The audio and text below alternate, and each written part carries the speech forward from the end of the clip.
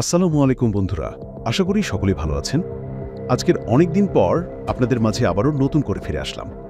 এমনি তো বন্ধুরা আমি অনেক আইলসা হয়ে গেছি, কিন্তু সমস্যা নেই, এখন থেকে নিয়মিত ভিডিও দেওয়ার চেষ্টা করব। আচ্ছা, তো আজকের যেই টপিকস নিয়ে আলোচনা করতে যাচ্ছিলাম সেটি হলো ঈশ্বর বা আল্লাহ এক ও অদ্বিতীয় হওয়ার কারণ কি? আদৌ কি ঈশ্বরের অস্তিত্ব আছে? ঈশ্বর বা আল্লাহই কেন নিজে নিজে সৃষ্টি হলো? ঈশ্বর কি আদৌ আছে?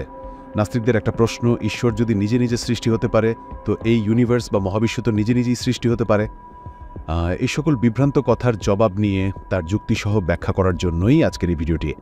এছাড়াও বিভিন্ন ধরনের কিছু প্রশ্ন নিয়ে আজকের এই ভিডিওটি শুরু করতে যাচ্ছি। তো চলুন বেশি কথা না বাড়িয়ে ভিডিওটি শুরু করা যাক।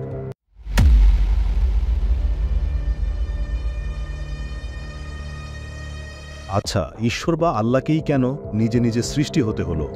আল্লাহ যদি নিজে নিজে সৃষ্টি হতে পারত তো এই ইউনিভার্স বা মহাবিশ্বকে নিজে নিজে সৃষ্টি হতে পারত? আচ্ছা, ঈশ্বর বা আল্লাহ হওয়ার জন্য কিছু শর্ত অতি জরুরি। ঈশ্বর এমন হতে হবে যে নিজে বাকি সব কিছুকে সৃষ্টি করে এবং ধ্বংস বা বিনাশও করতে পারে। মহাবিশ্ব কি পৃথিবীর অন্য মানুষকে বা অন্য কিছু সৃষ্টি করতে পারে? অবশ্যই না। মহাবিশ্বের ভেতর সৃষ্টি হয়, কিন্তু মহাবিশ্ব নিজে নিজে কোনো সৃষ্টি বা বিনাশ করতে সক্ষম নয়। আচ্ছা, ঈশ্বর হওয়ার অন্যতম আরেকটি শর্ত হলো ঈশ্বরকে অবশ্যই এক বচন বা একমাত্র হতে হবে। এখন প্রশ্ন হলো, মহাবিশ্ব কি এক নাকি অনেক? মহাবিশ্বের অসংখ্য গ্রহ নক্ষত্র সহ অনেক কিছু রয়েছে। এছাড়া মহাবিশ্ব একটি নয়, অসংখ্য মহাবিশ্ব বা ইউনিভার্স মিলে মাল্টিভার্স তৈরি হয়। ঠিক ঈশ্বরের কোনো দ্বিতীয় কোনো রূপ অথবা সত্তা থাকে না। অন্যদিকে ঈশ্বর কখনই ধ্বংস হয় না বা ঈশ্বরের ধ্বংস নেই, কিন্তু মহাবিশ্বের ধ্বংস আছে, সমস্ত সৃষ্টির ধ্বংস আছে। আচ্ছা, এবার প্রশ্ন আসতে পারে না যে ঈশ্বর যে আছে তার প্রমাণ কি? এমনও তো হতে পারে যে মহাবিশ্ব সৃষ্টি হয়েছে, ধ্বংস হবে, ঠিক আছে, কিন্তু সেটা যে ঈশ্বর চালাচ্ছে তার প্রমাণটা কি? আচ্ছা, এর উত্তরটা কিন্তু খুবই সহজ। চিন্তা করে দেখেন, ঈশ্বর যদি না থাকত তাহলে মহাবিশ্বের এত চালিকা শক্তি, এত এত গ্রহ নক্ষত্র, গ্যালাক্সি, ব্ল্যাক হোল সহ ইত্যাদি কি সঠিক নিয়মে সঠিক পথে চলতে পারত? কখনোই না। একবার চিন্তা করে দেখুন, সৃষ্টির চলতে তার নিয়মাবলী অনুসরণ করতে হয়। অন্যদিকে সকল কিছুরই একজন নির্দিষ্ট মালিক থাকে, যা সকল কিছু চলতে সক্ষম করে এবং দক্ষ পরিচালনা করে। মনে করেন আপনার একটি মুদি দোকান আছে। এখন মুদি দোকান পরিচালনার জন্য আপনাকে প্রয়োজন, তাই না? এখন যদি প্রশ্ন করে কেউ যে আপনাকে পরিচালনা করার জন্য কাকে প্রয়োজন, তখন আপনি কি উত্তর দিবেন? কারণ আপনি দোকানের মালিক এবং পরিচালক। পরিচালককে পরিচালনা করার জন্য কোনো সত্তার প্রয়োজন হয় না, কিন্তু পরিচালিত জিনিসপত্র, বস্তুসহ সকল কিছুর পরিচালনার জন্য পরিচালকের প্রয়োজন হয়। ঠিক তেমনি সমস্ত সৃষ্টির পরিচালনার জন্য একজন পরিচালকের প্রয়োজন। এখন প্রশ্ন আসতে পারে যে সৃষ্টি পরিচালনার জন্য যে সত্তা বা মালিক আছে, তিনি কি আল্লাহ নাকি অন্য কেউ? অন্যান্য ধর্মে তো বলা আছে বহু ঈশ্বরের কথা, বিশেষ করে হিন্দু বা সনাতন ধর্মে বহু ঈশ্বরের কথা বলা হয়। ভাই, ধর্মগ্রন্থগুলো ভালো করে পড়ে দেখুন। হিন্দু ধর্মে বলা আছে পরম ব্রহ্ম বা পরম সত্তা এক। এছাড়াও অন্যান্য ধর্মেও বলা আছে ঈশ্বর একজন। চলুন কিছু ধর্মগ্রন্থ থেকে প্রমাণসহ জেনে নিই ঈশ্বর একজন।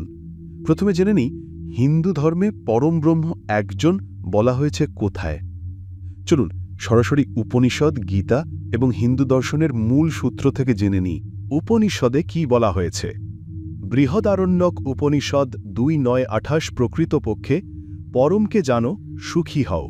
এখানে পরম মানে এক ও অদ্বিতীয় সত্তা, যিনি সত্য, চৈতন্য, আনন্দ, সৎ চিতানন্দ। তৈত্তিরীয় উপনিষদ 2:7-1-2 যে পরম ব্রহ্মকে উপলব্ধি করে সে চিরকাল আনন্দিত হয়। এখানে বলা হয়েছে পরম ব্রহ্ম চিরন্তন, সর্বজ্ঞ, অসীম এবং তিনি একজনই।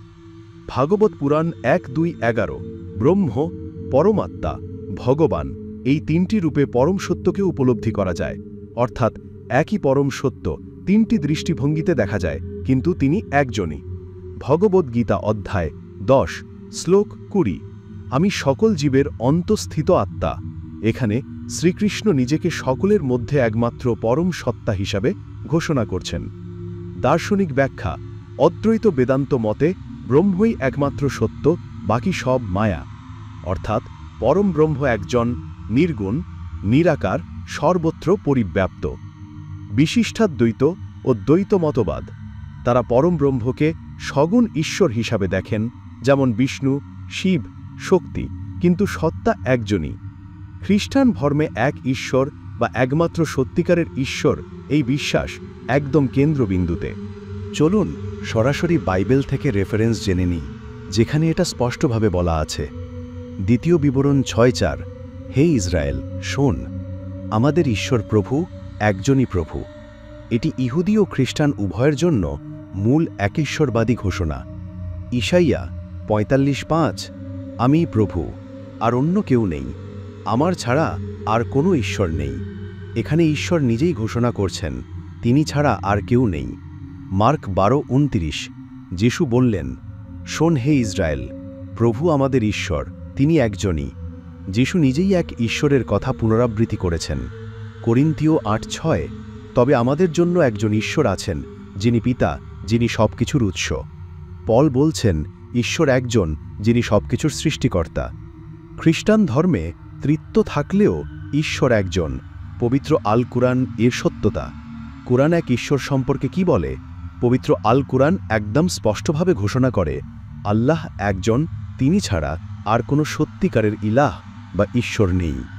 চলুন সরাসরি কোরআনের আয়াত থেকে জেনে নেই, যেখানে একেশ্বরবাদ বা তাওহীদ প্রতিষ্ঠিত হয়েছে। সূরা ইখলাস 112, 1-4, কুল হুয়াল্লাহু আহাদ, বলুন, তিনি আল্লাহ, একমাত্র। আল্লাহ অমুখাপেক্ষী, তিনি কাউকে জন্ম দেননি, কেউ তাকে জন্ম দেয়নি, তার সমতুল্য কেউ নেই। এই সূরা একেশ্বরবাদের সবচেয়ে শক্তিশালী ঘোষণা। আল্লাহ এক, অদ্বিতীয়, নিরাকার, চিরন্তন। সূরা বাকারা 2:255, আয়াতুল কুরসি, আল্লাহ ছাড়া কোনো ইলাহ নেই, তিনি চিরঞ্জীব, সর্বজ্ঞানী। এখানে বলা হয়েছে আল্লাহ ছাড়া আর কেউ ইলাহ নয় এবং তিনি সব কিছু নিয়ন্ত্রণ করেন। সূরা আল আম্বিয়া 21-22, যদি আকাশে ও পৃথিবীতে একাধিক ইলাহ থাকত, তবে তা ধ্বংস হয়ে যেত। এখানে যুক্তি দিয়ে বোঝানো হয়েছে, একাধিক ঈশ্বর হলে সৃষ্টি টিকত না।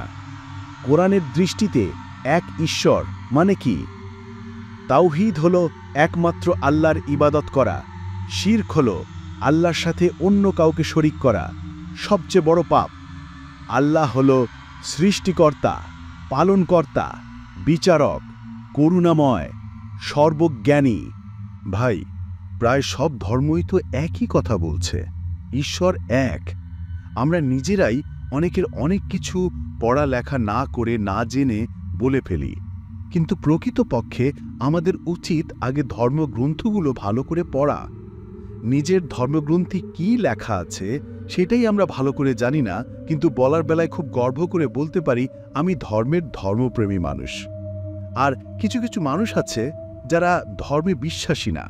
তারা বলে থাকে, ঈশ্বর বা আল্লাহ থাকলে আমরা কেন চোখে দেখতে পারি না? আরে ভাই, একটা সোজা কথা তো বুঝার কি আছে?